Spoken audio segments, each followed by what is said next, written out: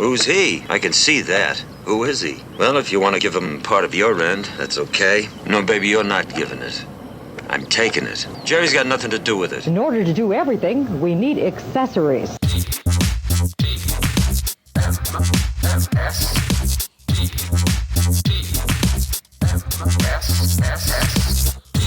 The Morning Stream. Get your bleeping tentacle out of my face. Good morning, everyone. Welcome to TMS. It's the Morning Stream for Tuesday, June 3rd, 2025. Scott Johnson here. Brian Ibbett there. Hi. Hi, Scott. How are you? Hi. I'm good, man. You know, just making it real, taking it one day at a time, 1 minute at a time. Sure. It's all you can do. It's all you can do. We were talking pre-show about how when we were kids, our expectation for how long a thing would take to get to us was 6 to 8 weeks. And now I'm mad that Amazon's a day late on one thing. No kidding. Isn't that crazy? Yeah. Totally true. I've got a replacement motor for one of my 3D, like my curing station, that is coming from China, and it just is so. It feels like it's like glacial that this thing is coming, and yeah. Even that thing that I sent to you. When did I send that? Saturday. It comes tomorrow to you, I think. Yeah. Even that feels like, man, UPS. Why couldn't you do any quick? But it's just so like a today problem. Yeah, you know. Totally. And just because we're not Amazon with our drones and our 900,000 trucks, just because we're not them. Anyway, it's good to see you all. We're going to do a show for you today. We got a lot of stuff to talk about. And I'm going to start it off with a bit of a complaint. Oh, no. Okay. Yeah. All right. There's me registered this complaint. I know we had the complaint music before. I used to. I don't really have a good one now. Let's see. I could do something dumb like... This is about the jugs of pee? Sure, why not? That sounds like a complaint.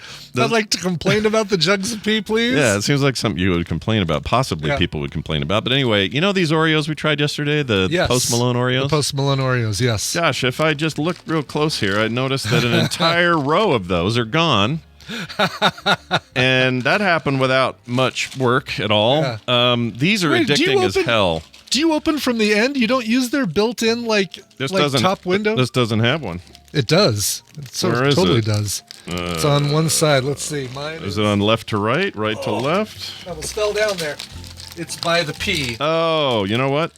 This is about the jugs of pee. I didn't grab it. You know what though? It's very well blended in, so I don't blame you. Yeah, I didn't even notice it. Now you can access the back row. The other easily. side, yeah. I eat way too many of these. My goal was to eat one or two at the most, and then they were so good. Like, get these hints. They're going over here now. I know. Yeah. Shit. I'm in the same boat. And Tina had a couple. But I'm really to blame for how many of those are gone now. Yeah, I don't understand though. Why are so many of their flavors a little bit not great, and then these are just like insane? It's just the salted caramel and shortbread. It is. I think it might even be. It's my favorite flavor, even topping the original Oreo flavor. Yeah, I think so too. I would take those if you gave me a plate of either. I would go I'd go with those. Randy's super big on the lemon Oreos. Oh yeah, those aren't bad. They're okay. Those aren't bad. They're okay. But they're little. The lemon ones are a little aftertasty, a little bit. They are, yes, a little bit. Yeah. Stephanie, no correction. They are not always on Oreo packages. There are some when they had those weird flavors. A few years ago that we were getting sent by Mary.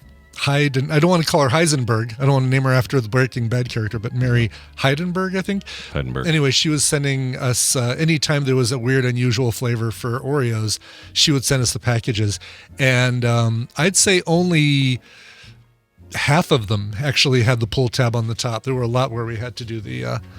yeah, it's weird. I don't know what determines that, or if they just package them weird maybe places. Different, produced at different factories or something. Probably, if I had to guess, it's probably because they're going to make less of a specialized one, and that process is expensive to set up and do and all that, or more expensive.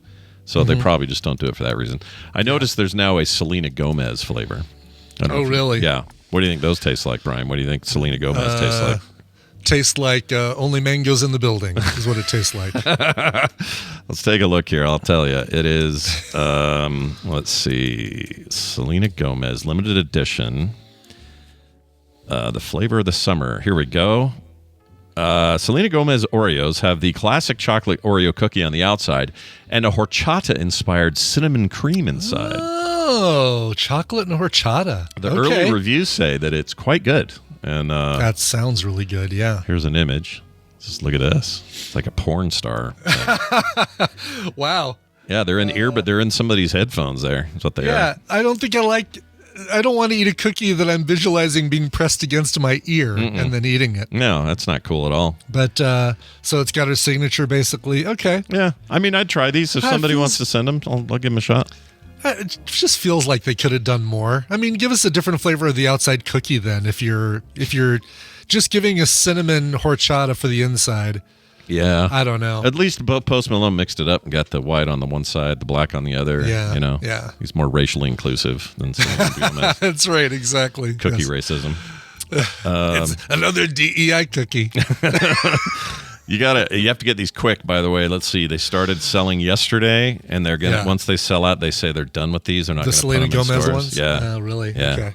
So I don't know. We now living in an era where just about anybody of a certain popularity, anyway, can get a cookie made of them. I guess so. A cookie made, or a McDonald's extra value meal, or what do you think it would take for us to get our signature cookie, and what would it be? Oh, well, I mean, it would take a lot more. It would take a listener base the size of like a Mr. Beast or something like that. But what would our flavor be is a better question.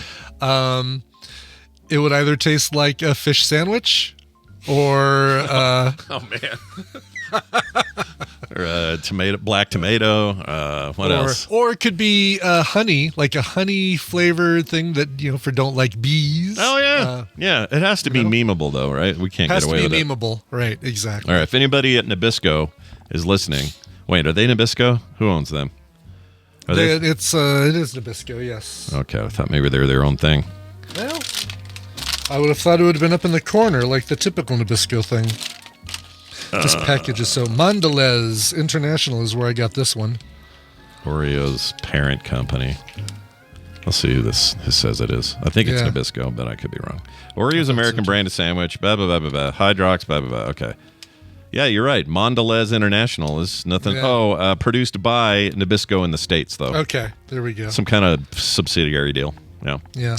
Well, there you go. Cookies. What are you going to do? Put them in your mouth. Mondelez Industries. That's right. I'm going to run out of a bathroom with my pants down yelling that. That's right. That'll be great. Anyway, so thanks for being so addicting, and Post Malone FU, and we'll move on now to this email. Cool. Robert wrote in. Robert missed what did I write here? What that thing was. Yeah, anyway, I'll just read it. What that thing was. I'll read it again because I don't remember. Okay. Morning Shih Tzu and Biscone? Biscione? I guess it's a dog, I'm guessing. Kind of dog. I assume so because it's Shih Tzu. But, the Shih Tzu is, we had a neighbor with I think I've talked about Kakashitsapu. Was their thing? Yes, fantastic. So fun to say. Freaking love it. Kakashitsapu. I was listening to a product recommendation for a device that will stop my dog from barking. Oh, I know what this is now. He just wants me to tell him where I got this. Yeah. With all the Amazon and UPS delivery trucks in my neighborhood, my dog barks 30 to 40 times a day while I'm trying to work. My favorite morning show promised a solution to this problem.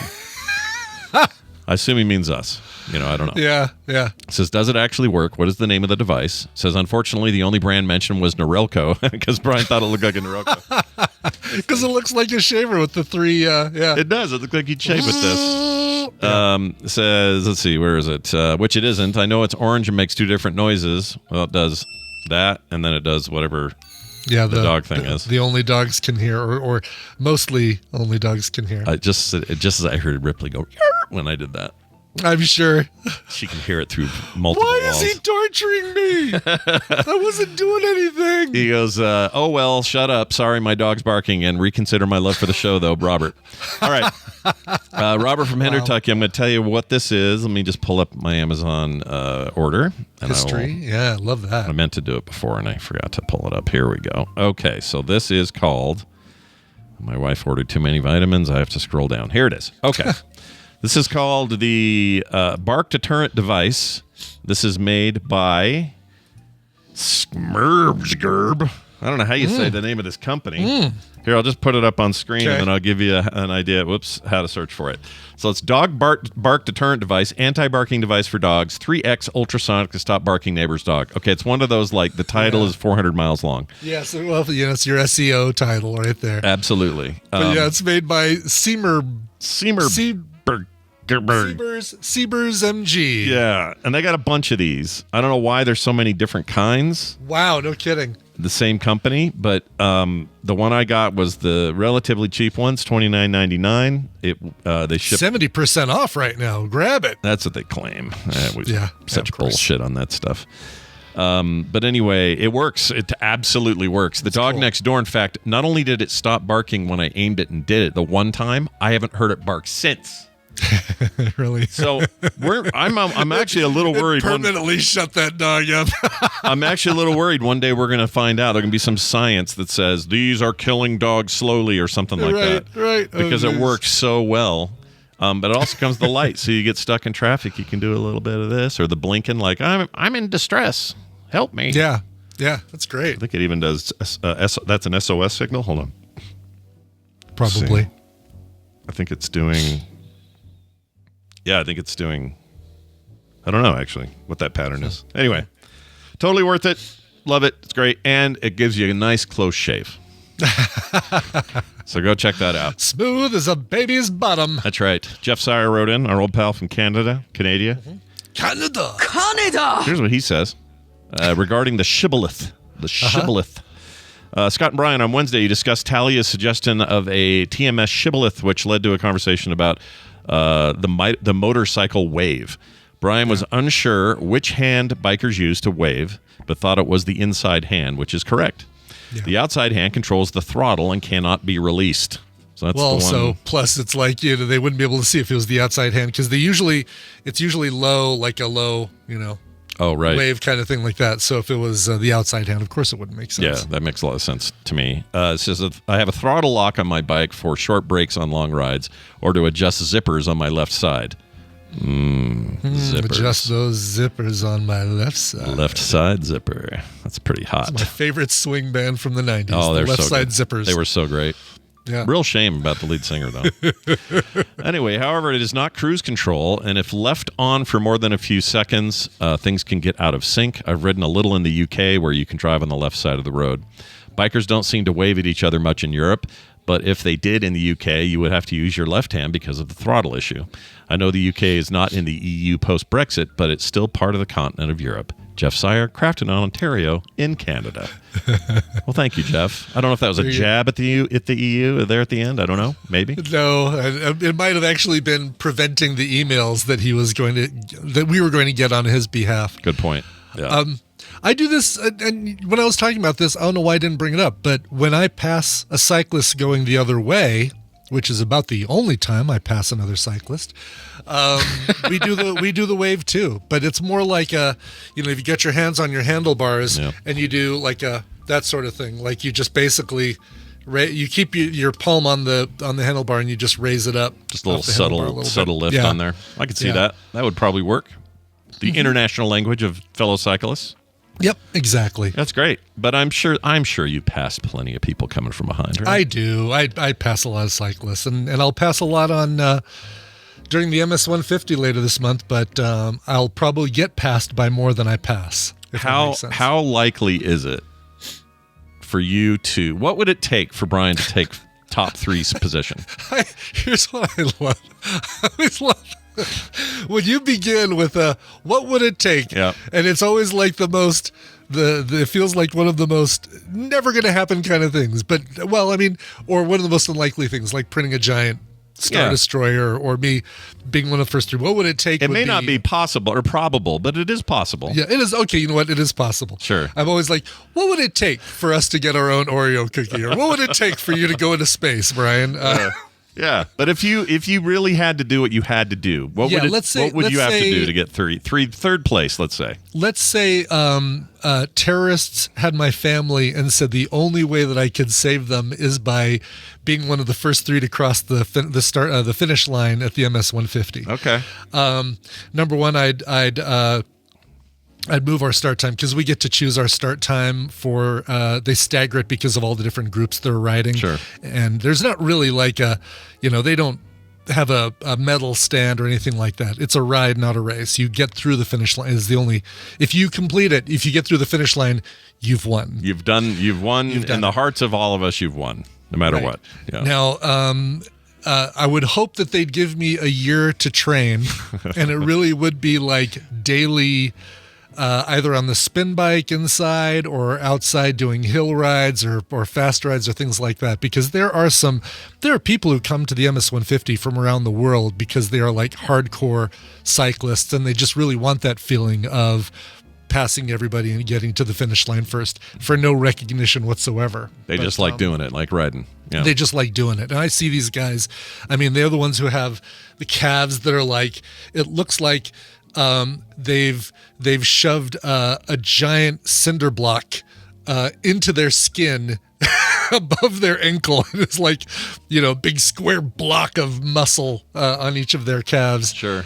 And that ain't me. Yeah. That ain't me. I feel like even if I had the family and duress motivation, I still would. There's no way.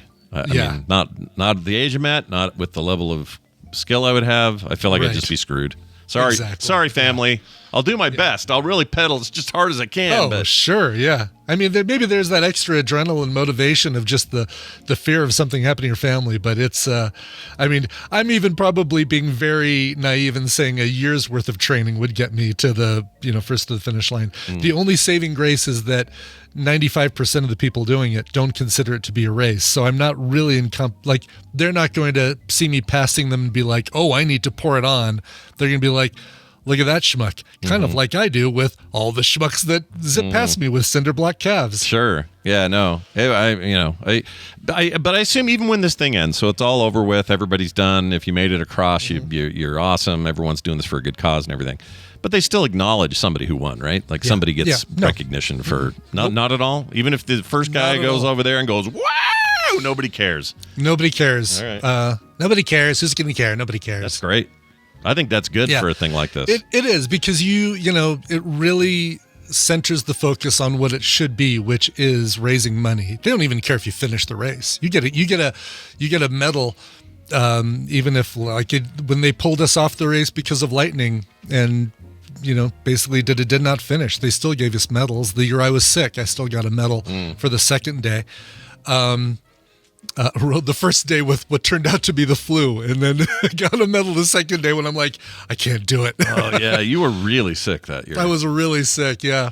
That was such bad timing. And it just made me more, I think it just, that the first day's ride, just the adrenaline of pumping the pedals and making it and like, okay, feel really good. And then came down and it was like, my body was just so wiped out. It was super vulnerable. And the virus said, oh, look at this open field, boys. Mm-hmm. It's dinner time and Brian's on the menu or whatever it is. Yeah, that thing really laid you out, I remember. It wiped me out, but we'll see what happens this year. I'm every year my goal is make it to the next rest stop. My overall goal is, I'd like to complete the ride, but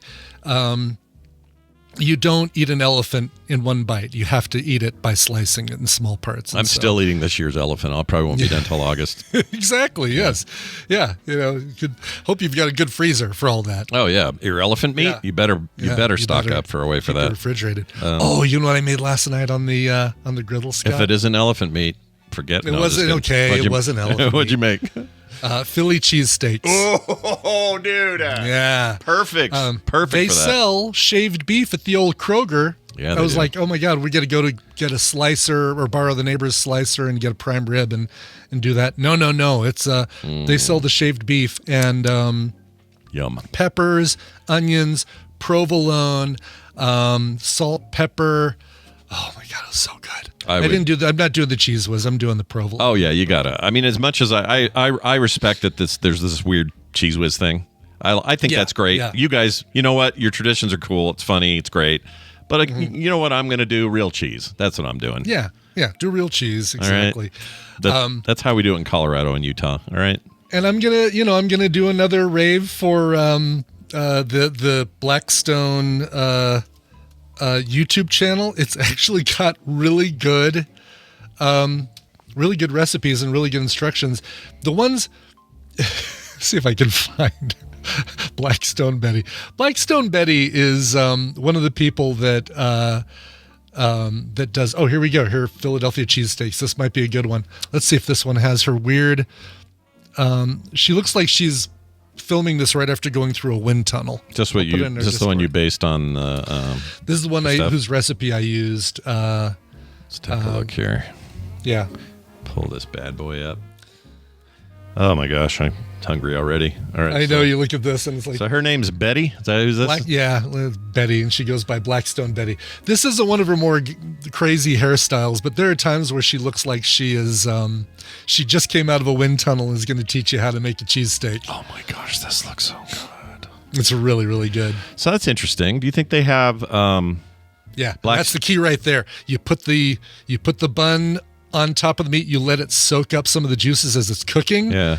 And then you slide your little spatula underneath it, flip it over, and boom, you're Bob's your uncle. She looks like she needs to talk to the manager with that haircut. I'm just saying. Kind of does, yes. It's fine. You know, whatever. But sometimes managers need to be talked to. Here she is with her different hairs. Oh, yeah. Oh, gosh. She also has some of the most prominent, as artists.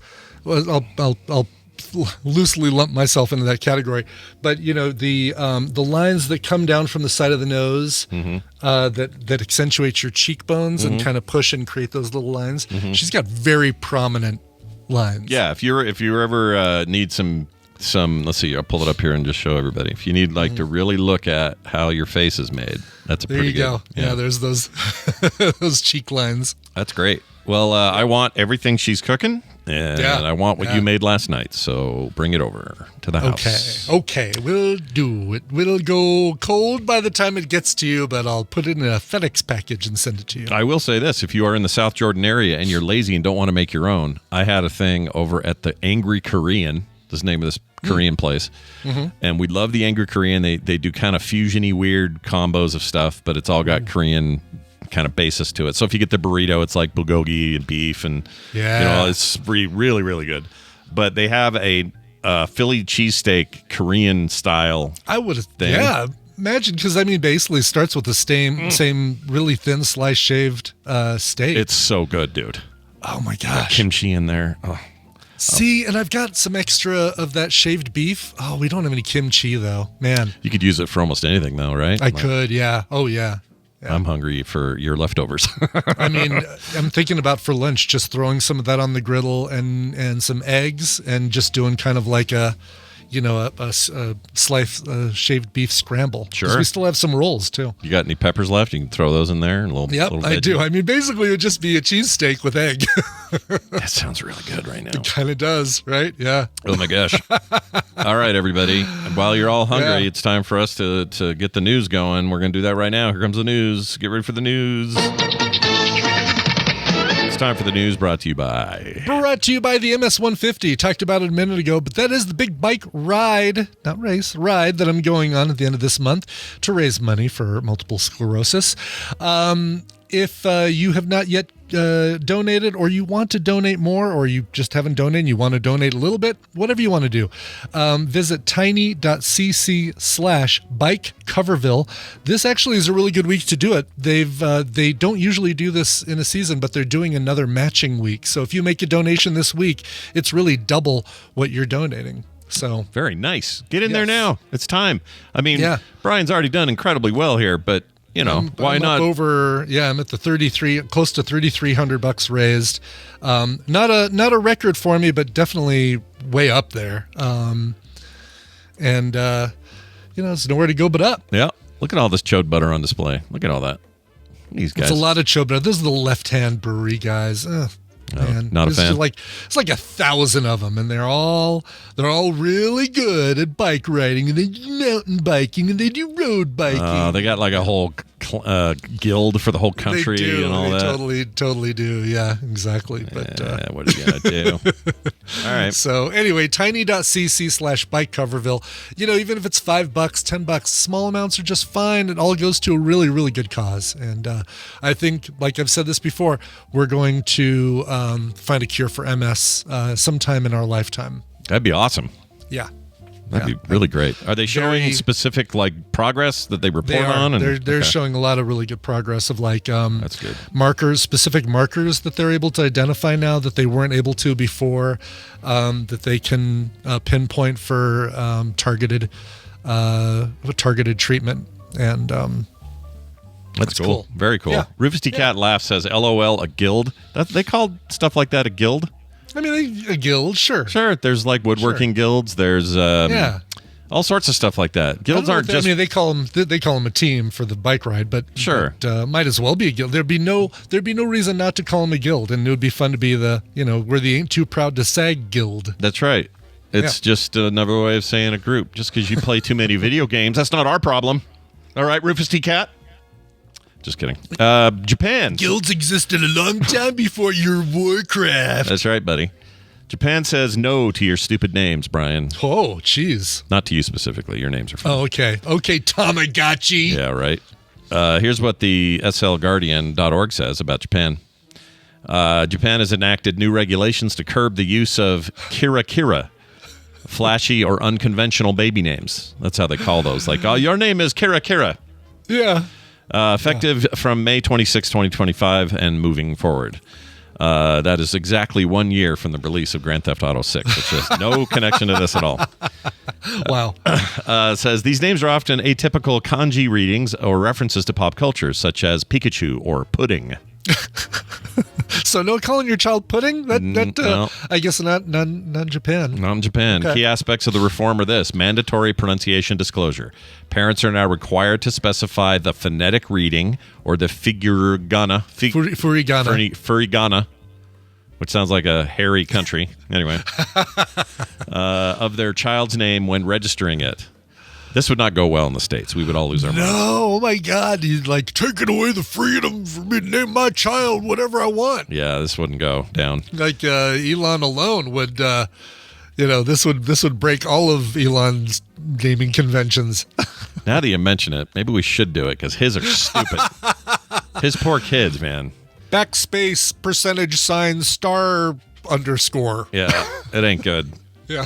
Assessment criteria. Local authorities will evaluate the proposed names based on specific guidelines. Names may be rejected if their pronunciation contradicts the meaning of the kanji, lacks a clear connection to the characters used, or is deemed contrary to the child's best interests.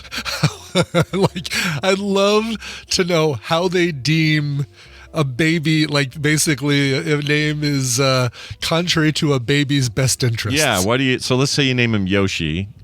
But sure, you do it not based on the traditional name of Yoshi in Japan, which is a very traditional name. Which actually is very common. Yeah. Yeah, but you're doing it you're specifically because you like the dinosaur in the Mario series. Do you have to get that checked? Do they have to verify? I guess so, yeah. No, I mean the historical Yoshi from Samurai Times, feudal Japan.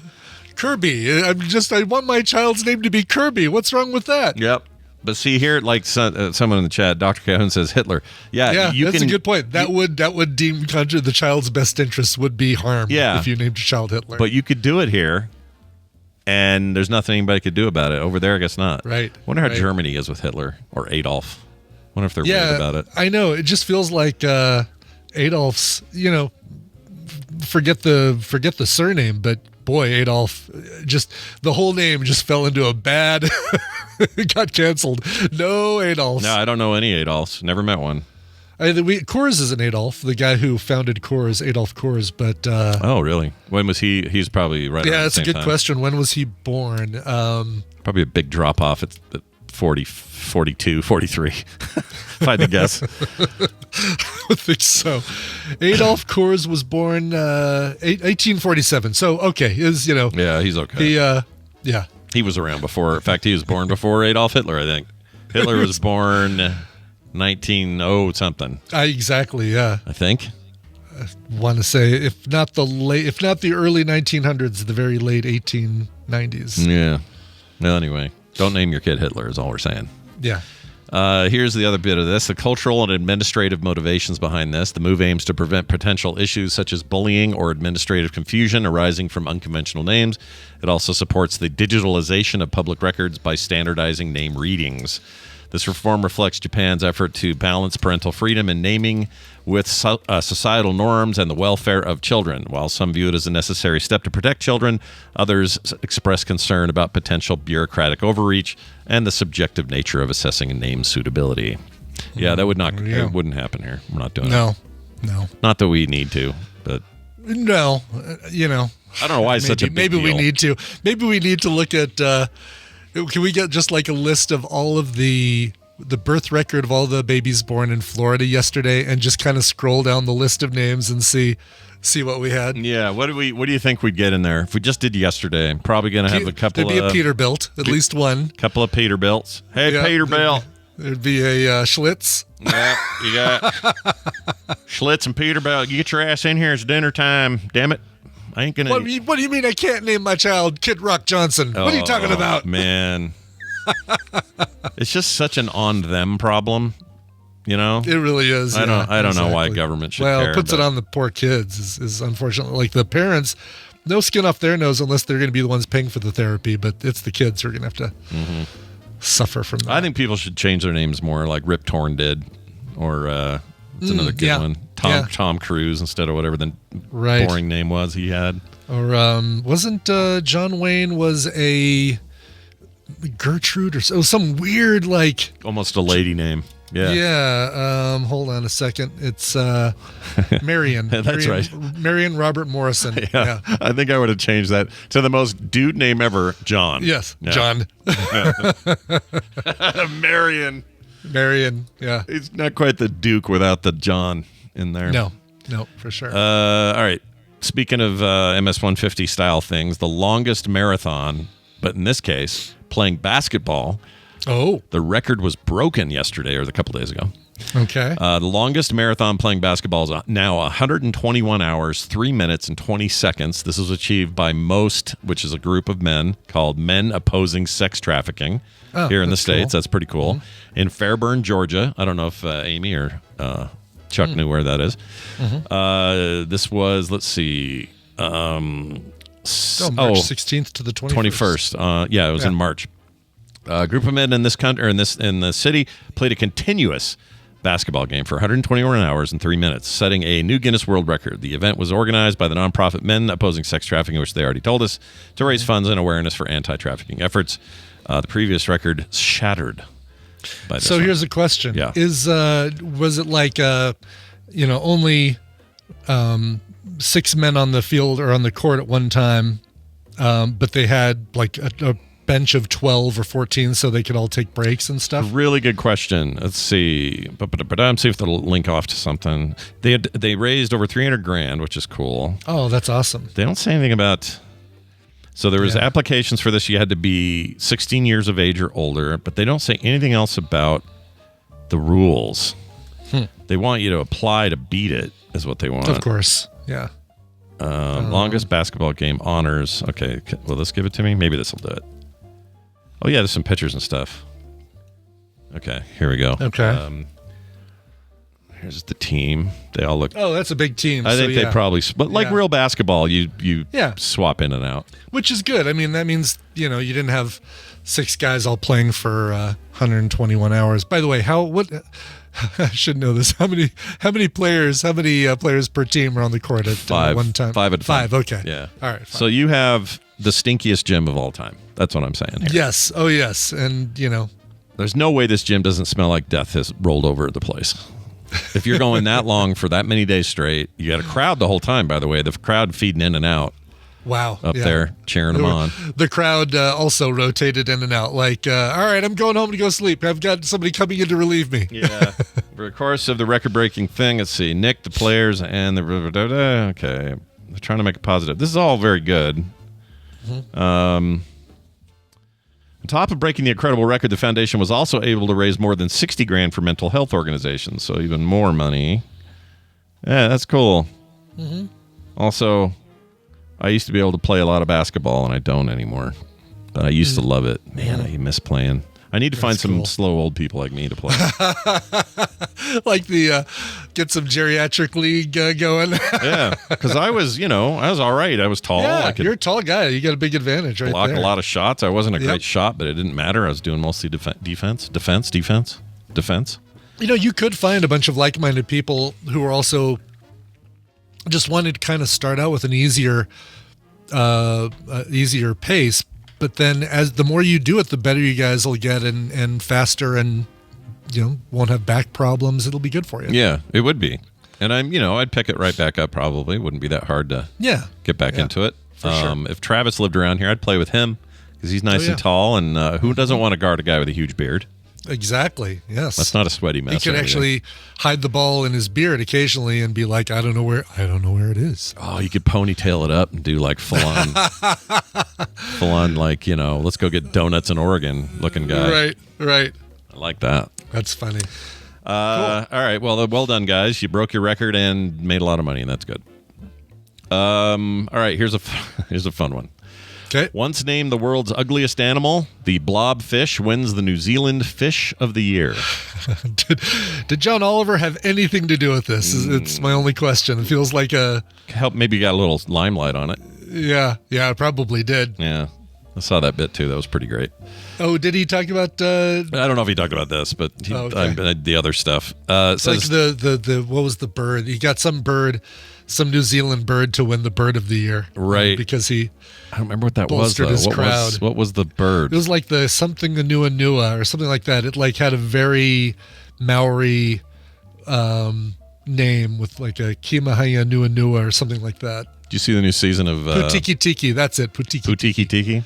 Yeah. Did you see the new season of Blood, Death, and Robots or whatever it is? Love, Death, and Robots? I have just 2 episodes left, one of which is the Red Hot Chili Peppers. So, what order did you? That was the first one in my order. It's funny because the way you guys were describing it, it gave them to me in a very different order. I didn't know it did. Maybe it does that on purpose. Maybe. Let's see. The order it gave them to me, because I remember when you were talking about, the first one is this and this. I'm like, that one's pretty good. Yeah, but it was more like it's just like a concert recreation. It was fine. So the first one for me was the Close Encounters of the Mini Kind, which was great. The little miniature. Tilt shift. For a thing that tilt shift and zoomed the camera way out, they sure rendered Weiners real well in that. They sure did. Boy, yeah, they did. That guy and the cow. Oh, my gosh. Spider Rose, then How Zeke Got Religion, the other large thing, which I think was my favorite.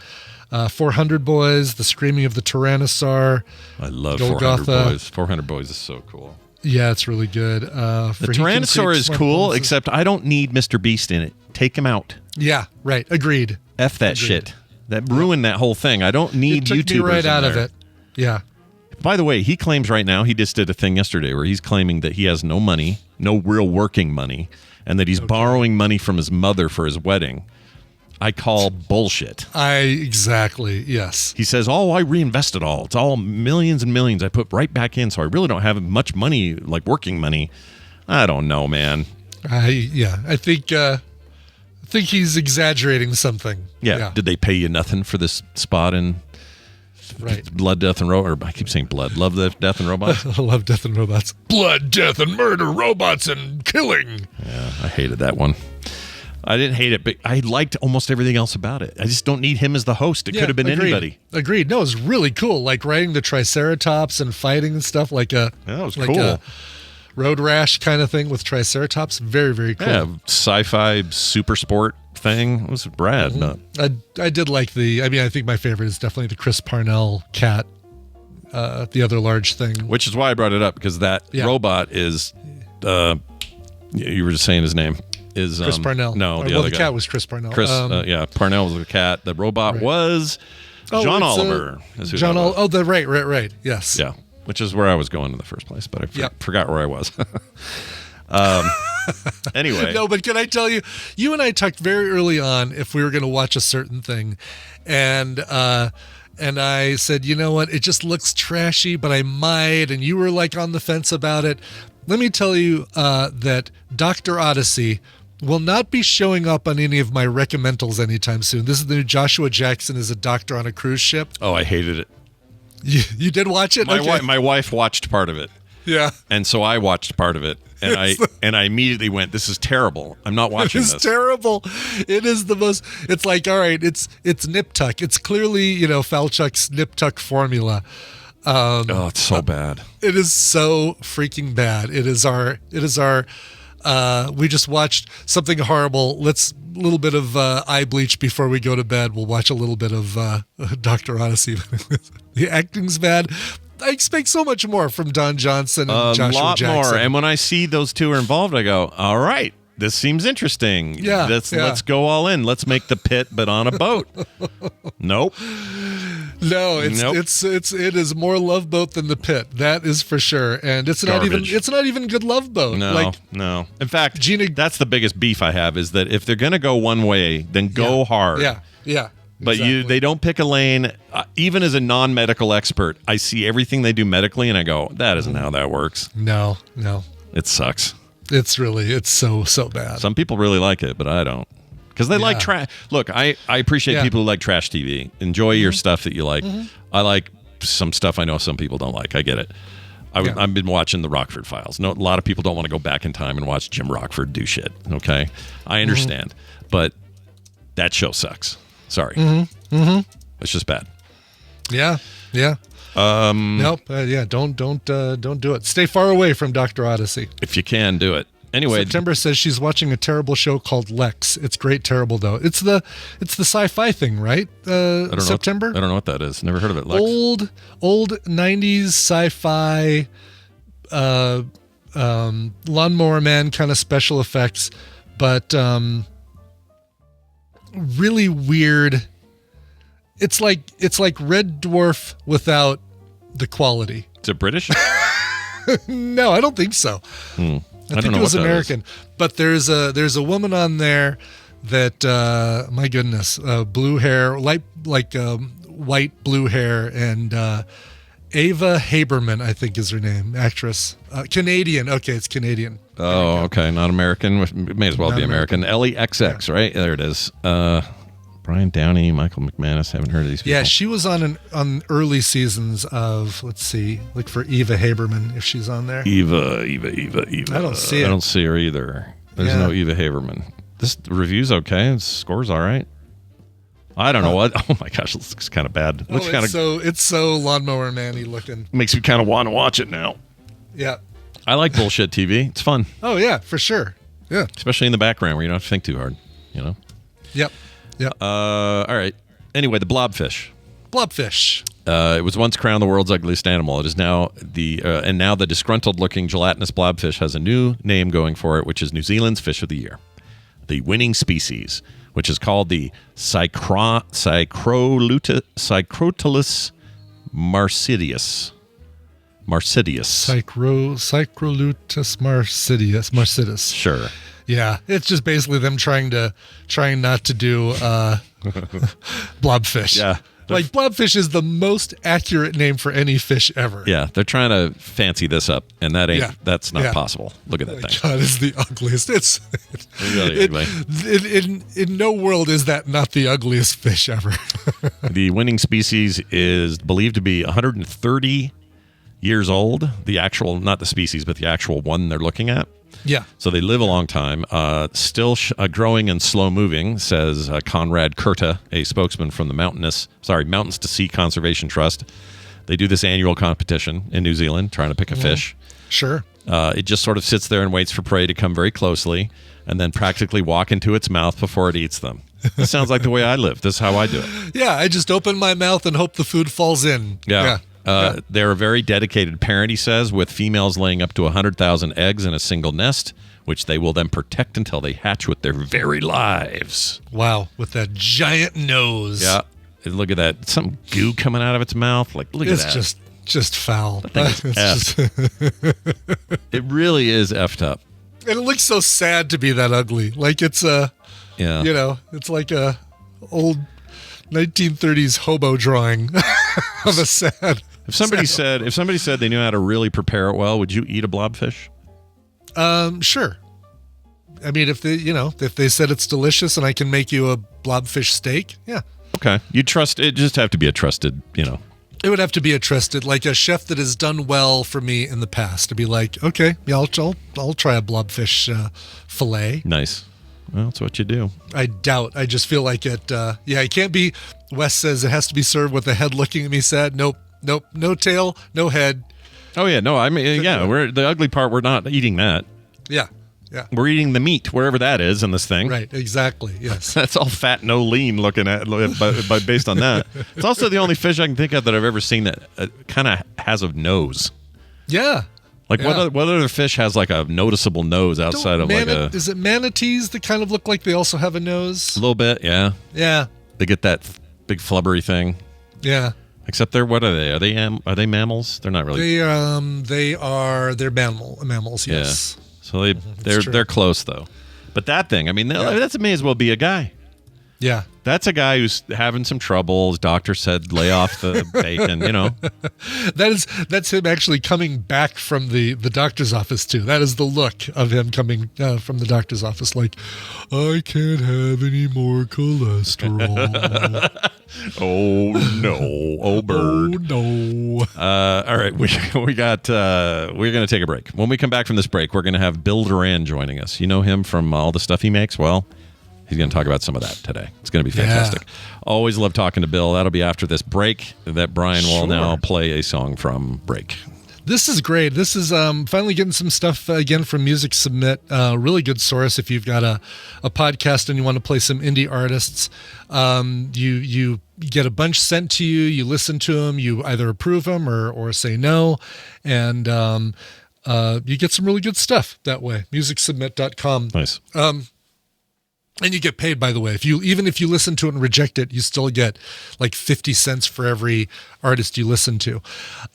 This is Abby London. She was born and raised in Coeur d'Alene, North Idaho. Beautiful part of it's gorgeous country. there. Yeah, oh my gosh, so absolutely nice. is. Yeah. She, from an early age, played the piano, writing songs as soon as she could talk, even recording them into her little sister's play school cassette recorder. There you go. Love it. She came out with an album called What Happened to Me. This is the title track. Here is Abby London. But it looks very expensive. I could have fixed some dinner at home. Yeah, only I wanted to celebrate. And you're a terrible cook. Now, if you got any objections, I'd be liking to hear them now. It's your hat, brother. You made a wise decision.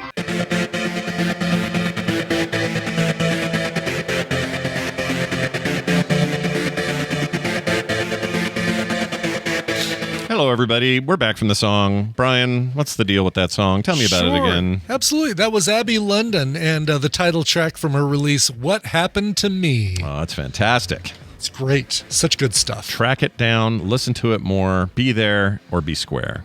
Check this out, y'all. All of There's those still something wrong, isn't there, Bill? Oh, look who it is. It's our old pal Bill Duran joining us all the way from the Pacific Northwest and the home of PunishedProps.com. Bill, what's going on, man? Hello, y'all hear me fine? We sure do. Where are you calling us from? Are you on a phone? Are you on a desktop? What are you doing there? What do you I'm on a laptop. Oh, that works great. Okay. Yeah. All right. We'll take you however we can get you. You can hear us okay, right? All right. Yeah, this is awesome. Yeah, it works pretty good. You've never sounded so clear, even on a laptop. Yeah. It's fantastic. Do I sound like I picked up a cold while I was down in L.A.? Yeah, a little bit. A little bit you do. Did you, you got to stop kissing Adam Savage. You can work with him. Damn it. But you got to stop. Keep in mind, it's right there in the name. He is untested. So, I know. It's your own risk. Yeah. You know what? It was worth it. It's always worth making out with Adam Savage. Maybe not with Jamie Heineman. Anyway, hey, it's good to have you here, man. We're happy to have you here, of course. And the reason we have Bill on is many reasons. One, we really just like him. But two, he's inspiring with all the cool stuff he makes. And he's going to tell us about something cool today. So what's going on there, Bill? A couple things. First one, I got my photos back from TMS Vegas. Yeah. Remember last time I was talking about the film photos I took? And at that time, it was a hope and a dream that they came out. Well, they did come out. And if anyone wants to see them, they're in the Frog Pants Discord in the Meetup Photos channel. That's where I dumped them all. Yeah, so if you're not part of our Discord, go to frogpants.com/Discord, and then in there is a Frog Pants Meetups channel, and under that you'll find Meetup Photos, and Bill flooded the place with them, and you can tell these are like cut above everybody's digital drops. Right. There's something a little different about them. Yeah. And you didn't know when you took them if they were going to be any good, which I love. I love that. Yeah, and that's part of it. Yeah. Yep. Too good, They man. came out great. I got the negatives. And the company that processed the film scanned them for me. That's how I got those pictures. But I also have the negatives, and I can scan them myself and do all sorts of fun stuff with them. Nice. So Nice. Expect more of that. I'm having fun with the film. Yeah, go check it out. There's some really good ones. I'll just share this one of Nicole because it makes me laugh. Here you go, chat. This is Nicole hanging out in the arcade, just making a face. I love that one too. And then just the photo, like just the fact you can tell it's a traditional film photo. Look at that cool lens flare glow on that light up in the Like up ceiling. here, yeah, that's very cool. And you got nice little blurred out Dr. Tolbert in the foreground. You got a little mid blur on Jamie, TMS mashups. And then Nicole giving us the best face she's ever made. Fantastic. Well, anyway, that's great. Yeah, go check them out, everybody. Yeah. They're all up in the Discord for your perusal. So I just got back from Los Angeles. Boy, your arm's tired. My arms are tired. A bit of a whirlwind trip. I had a lot of things to do down there, and I've got them all done. I dropped off a large prop that Brittany and I made for a big production that we'll be talking about later this month. I spent 2 days making and filming stuff with Ali Spagnola, which is always a riot. Cool. Yeah. What's her newest wacky thing? What is she's she doing? attaching to her car this week? Yeah. Right now, she's trying to get class rings made in her own style. Oh, that's cool. Including, we went to pick up one of the prototypes from a jeweler, including rings I believe are solid gold, which is pretty cool. Wow. Yeah, that's cool. I mean, that you don't find that very often unless you're, converting your teeth or something. I don't know how you do it. Where does one get just raw gold to work with these days? Is that a thing that's easy to do for a maker like yourself? Fort Knox. You can buy an ingot of gold. I don't know who you would buy it from, but I'm sure an internet search would do it. But yeah, you can just buy rare metals. It's really not that hard. Okay, as long as you got the cash. I always assumed gold would be harder to get unless you're a dentist or something. I think anyone who's got gold and wants to sell it would be willing to sell it to you. Sure. Right. Well, it is the future. If you listen to my uncle, he thinks I should buy nothing but gold. Anyway, well, that's cool. So, were you successful, or do we have to wait for some video to see how that? You have to wait a little bit to see the video on those. But the thing I really wanted to talk about today, I got to go on the Sony Studios lot tour. And most big Hollywood studios in LA have some kind of tour you can take of their lot, where all their sound stages are, where they film a ton of stuff. Excuse me. A buddy of mine was there, and he wanted to go on the tour, so I went with him.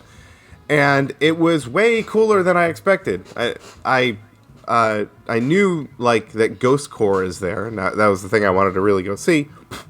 But there's a ton of other cool stuff. We went into the recording studio where they do scores for movies. Ooh, which was that's cool. Crazy cool. Yeah. Were there some famous bums that have sat in those chairs? Yes, definitely. Like Steven Spielberg and John Williams and who is it? They named the recording booth after a singer. I can't blanking on her. Oh.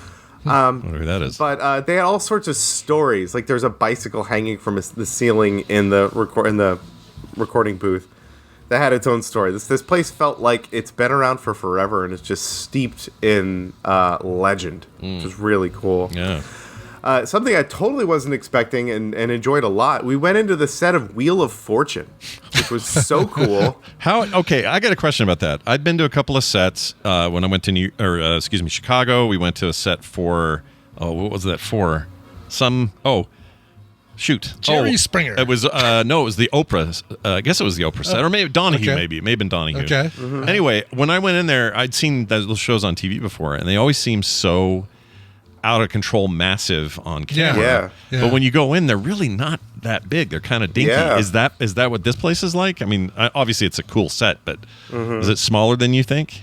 Audience-wise? And there was less there than I haven't watched Wheel of Fortune in a while, but there was just less there than I thought than was on TV.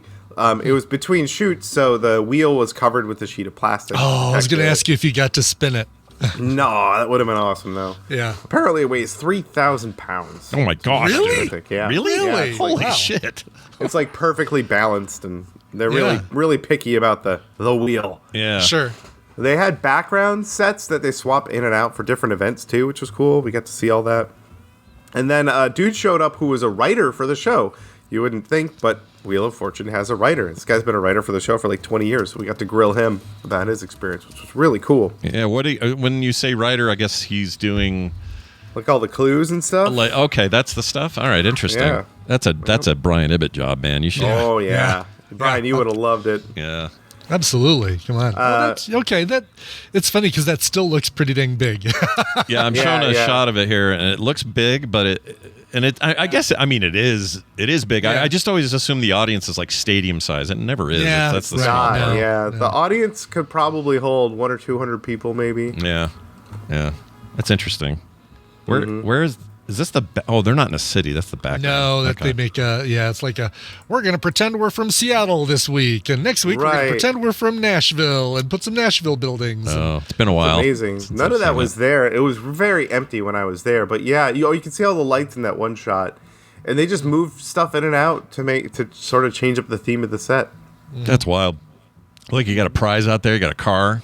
Yep. Yeah, A new car. that's kind of cool. Well, very cool. So, Yep. did you get like Pat Sajak's signature or anything like that? No, I wasn't there. Oh. He's not doing it anymore. He Oh, retired that's right. from that. I think it's Yeah. Ryan Seacrest hosted It's it. exactly one of the million things that Ryan Seacrest is the what is it, the mockingbird that always takes over the nest as soon as Yeah. the bird leaves. I'm always half surprised he doesn't host. Come on down. What's it called? The Price is Right. Yeah. Mm-hmm. I'm He always- keeps emailing me about. I saw you took a week off of Coverville. Are you done doing it? Need me to take it over?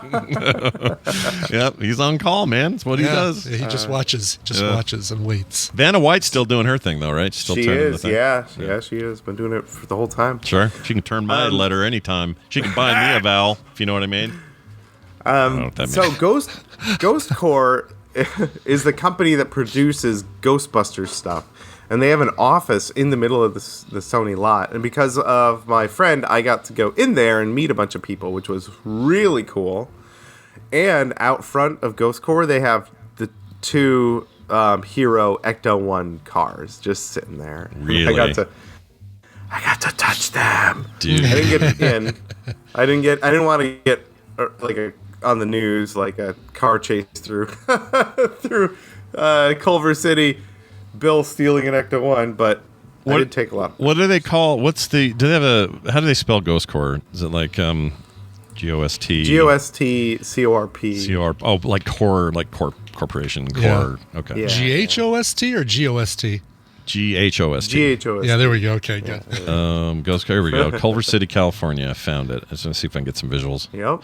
Oh, man. So they make... So all the modern movies these guys are doing stuff for, like all that stuff, right? Yeah. That's And all of the licensed things. So like they made a video game recently. They do all the toys with Hasbro. It all goes through Ghost Core. Yeah, that's awesome. But my favorite place in the whole tour, right when it started, they said, "Hey, come check out this room for like 10 minutes while we get you all started." Mm-hmm. In this room was floor-to-ceiling screen-used props. Just a ton of them. And I took a bunch of pictures. They're still on my computer. But this room had a mini Seinfeld apartment set that you could walk around. I want Yeah. one so bad. Wait. What makes it a mini? Like, is it? Yeah, was it Yeah, used it for was scaled something? down to fit in the room. No, okay, gotcha. I But think it's not like a half size. Like, those are the No. little cupboards in the refrigerator. Yeah. No, it was scaled down just to fit in the room with all the other stuff. They had Johnny Five, just sitting there. Cool. Good. Yeah. Was he alive? They had he looked like maybe his battery wasn't charged. I'm sure. That's yeah. a shame. That's a shame. Come on, that should be in Astoria, Oregon, not Seattle. It's true. It's true. They had a ton of stuff from Men in Black. All the props, all the chrome and carbon fiber props from Men in Black are some of my favorites. Oh my gosh. And they had the noisy cricket. And I'm going to guess it was the one from the second movie because it was really, really, really good. The first one, I think, was a little rough and tumble. But I've made my own... I'm looking at it right now. I made my own noisy cricket, and I got to see the real one up close, take lots of pictures, see what I got wrong. That's the itty-bitty one that created the biggest explosion. Yeah, Okay. exactly. Like, what? Yeah, Yeah, right. that's right. Yeah.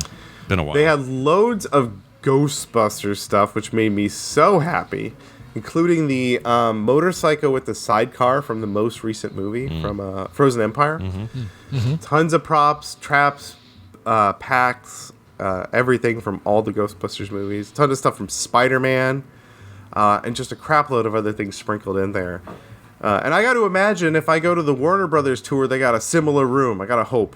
Oh, wouldn't that be great? Yeah, now I got to collect them all. I got to go all the studio tours and see everything. Oh, you'd get potential at Warner Brothers is massive if they have a room like that. Like so many IPs. You got the whole Mad Max franchise. You got The Matrix and all the shit you could get in there. Oh, yeah. If you do that, you're gonna have to report on that here. You bet. Yeah, we'll take it. By the way, I ever recorded the worst line in the Johnny Five is Alive movie, the short circuit. Yeah, it's this right here. Oh, my China. That's the worst line. Wow, it wasn't one of the offensive racial lines from Fisher Stevens. No, not even those, because at the very least, I mean, they're all kind of offensive, but that's just the worst delivery. And I love Ali Sheedy. I'm a huge fan of Ali Sheedy, but that is garbage. Anyway. Red Fraggle says Warner Brothers has a whole room full of Batmobiles. Sign me up. Oh, yeah, dude. Oh, yeah, no kidding. I want that. Oh, they have the Friends set, too. Holy crap. Yeah, you get the old... You get Is it the apartment or is it the Central Perk? They had one of those that was going from city to city. We had it in Denver for a while. I never went there, but it was the Friends experience, and they had mock-up sets of the apartment and Central Perk. Was it convincing and all that? From all the photos I saw, it looked like it. It looked like a very screen accurate setup with I think some of the actual props from the show, but it might have been the couch or something, or maybe it was a couch that looked exactly like the one from the show. That's cool. A little Joey smell on it. Probably a little bit. Yeah. Why not? yeah. Smells like a little bit of Aniston. Yeah. That'd be all right. So that's great, dude. What a cool thing to get to go do.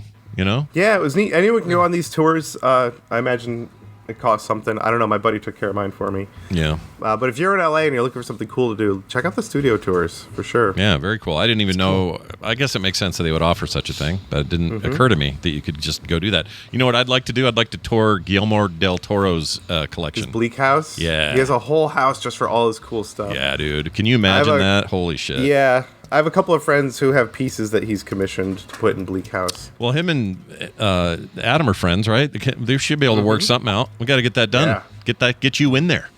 Man, we just watched Hellboy like a week ago too. So good. I know. Did you see the trailer for his Frankenstein deal? No, I haven't seen it yet. Oh, it looks good.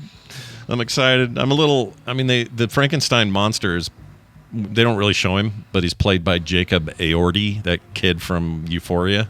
I say kid. He's like 6'4", but he's really too handsome if you're going to make him the monster. So I want to see what they've done for prosthetics and makeup and all that. It's like shit. how they made Austin, what's his face, all look gross for Dune when he, when. You say gross, I say hubba. Pale and bald. And, okay, Yeah. all right. What do we do? I see your type. What do we do? Austin Butler, thank you. Yes. Austin Buckethead, you can call him. That'd be fine. Well, that's great, dude. Is there any little bonus link or anything you'd like to send us this week before we send you on your way? Yeah. Got a link to my buddy Angus. Angus's Maker Muse channel. He makes combat robots. And a great place to start is by making the ant weight class. These are teeny tiny little robots that fight each other. And he put out a video on how to make the cheapest ant weight robot possible, which is cool if you want to get started with combat robots, which I kind of do. So You gonna do one of these? You can make a little bitty guy? I might have to. Yeah, I got to finish building my giant bender robot first. But after that, I think making tiny ones that fight would be right up my alley. You're gonna be, this little miniature container. That's so cool. Oh, it's so great. I want to see one of these like actually running here. We got to skip ahead. Let's go here. Look at these little guys. There we go. Dude, I would do this all day if there was a place to go and just watch this shit. Yep. And look at these kids. You might be surprised. There might be one near you doing ant weight combat robots. Oh, I love it. They call them ant weight, obviously, because they're tiny, but are there rules? There's probably rules, right? You have to Yep. adhere to a certain weight, size, dimension, can't use blades or whatever the rules are. Oh my God, that thing got beat up. Yeah. Yeah, I didn't Didn't go well. That's cool. What a fun idea. Oh my gosh, Van would lose his mind. If it seems even a little bit interesting to you, go watch Angus's video. Brian, you could do that with you could print something cool, man. Make a little micro robot. Oh, a lot of those were 3D printed. Yeah. Mm-hmm. That's cool. I put it in the chat as well. So chat, you've got a link there if you want to go find it. If you want to find it on YouTube, it's Maker's Muse. And subscribe to his channel as well. His channel is great. Yeah, a lot of great 3D printing tips from him as well. Really good source for that sort of thing. Nice. Bill Duran, everybody. He is punishprops.com and, of course, the Punish Props YouTube channel. Go sub if you haven't already. Most of you have. That's because you're great. Bill, have a fantastic week. Month. See you, Bill. See you next time. Alrighty. Cool. Getting that added to quicktms.li. Nice. Somebody asked on Discord, on Blue Sky the other day why it was down, and I don't think it was ever down. Oh. I don't think it was down. I don't think it was down. Yeah, I saw a message that said, "What's up with quicktms.li?" But no other further information. Yeah. I'm like, I don't know. I've had some weird formatting things happen with that I'm looking into. I really want to just change the whole look of it. Yeah. Because having the album art in the background kind of messes with the CSS of that messes with other posts. Gotcha. It's really weird. Yeah. So I kind of want to change the look of that. So if anyone has any suggestions, quick mock-up of a really good idea, shoot me a DM on Discord or maybe Bombats has some time. He makes a lot of web things. Maybe he could do it. I mean, I don't need it to be written for me. I just want some ideas of what would look cool. Like, you know, give me a thing that would like show the name of the album, give a link to where they could buy it, and maybe have a picture of the album cover just in a really different, cool format. Let us know. Same with like Amy's books and movie posters for recommendals, things like that. All the ways to contact us are up on the site. You can find them at frogpants.com/TMS. And if you want to send us a direct message or voicemail, use voicecast.app/TMS. That is going to do it for today. Let's get out of here, Brian, with a song. Did you bring one? I brought one. This one is going out to...